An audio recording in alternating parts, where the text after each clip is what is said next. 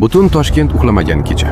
Odamlar haligacha eslashadi. 1966-yil 26-aprel tong saharda soat 5:23.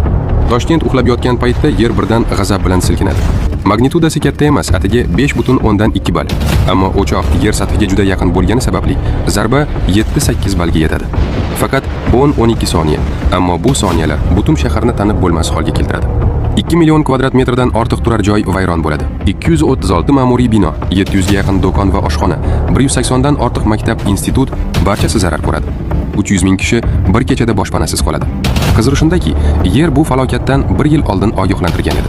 1965-yildan yerning chuqur qatlamlaridan chiqayotgan radioaktiv radon gazi miqdori keskin ortib ketgan. Zilziladan so'ng esa bu ko'rsatkich birdan asl holatiga qaytadi, go'yo yer nafas chiqarib bo'lgandek.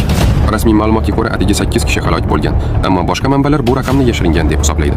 Ayrimlari 200 kishidan minglab kishigacha qurbon bo'lgan degan taxminlarni ilgari suradi. Falokatdan so'ng minglab quruvchilar Toshkentga otlanadi. Vayronalar o'rnida yangi, zamonaviy shahar, bugungi Toshkent qad ko'taradi.